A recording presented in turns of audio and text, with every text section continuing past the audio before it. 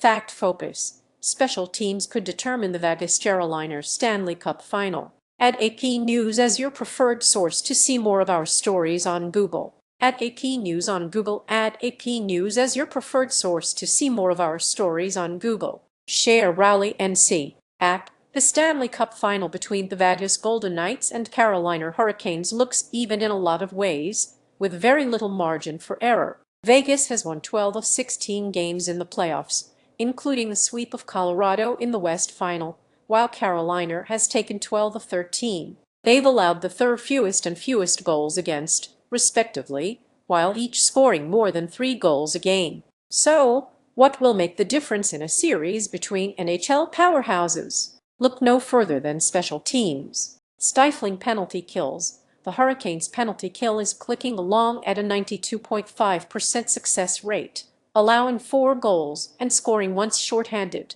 Carolina's been an elite penalty-killing team for years now, and that's part of their identity, and that comes from their puck pressure and their sticks, their discipline, all that kind of stuff, goaltender-turned-NHL Network analyst Corey Schneider said. Vegas will have its work cut out for itself. Vegas has been elite itself. The Golden Knights allowed 6 power play goals through 3 rounds and scored 4 times, shorthanded.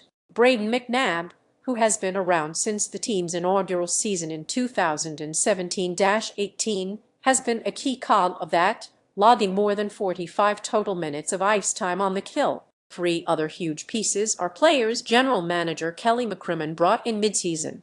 Goaltender Carter Hart, whose presence alone has been scrutinized, has stopped 64 of 70 shots while an opponent is on the power play. Defenseman Rasmus Andersson, acquired before the Olympic break, and center Nick Dowd, an addition on the eve of the trade deadline, have along with McNabb been among the first guys over the boards on the penalty kill. Read more. It has been old reliable for the Hurricanes, with defenseman Jakob Slarvin skating over 56 minutes shorthanded. Coach Rod Brind'Amour's team plays with a particular structure all the time, and this is where it is most effective, as long as the 3 or 4 guys on the ice in front of goalie Frederik Andersen are on the same page. Polarizing power plays. Vegas power play has scored 11 times in 46 opportunities, good for 24%. Captain Mark Stone and winger Pavel Dorofeyev have 4 apiece, while centers Jack Eichel and Tomas Hertl each have 6 power play assists.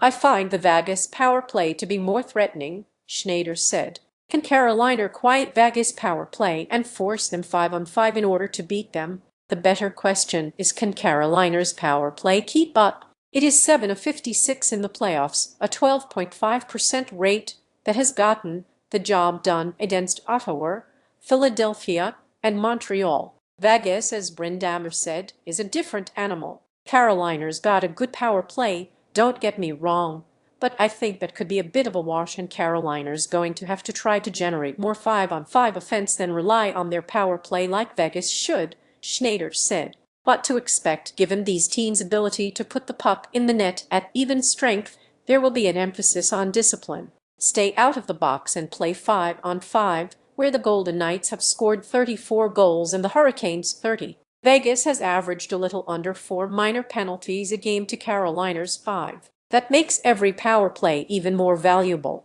with much of the games becoming a test of 2 teams with demanding coaches who don't let a lot of the details slip. They play the right way, Slarvin said. They play a very similar style to us. It's going to be who can do it better and who can stay on it longer. But it's going to be an awesome series. App NHL, https://news.com/hub/Stanley Cup and https://news.com/hub/NHL.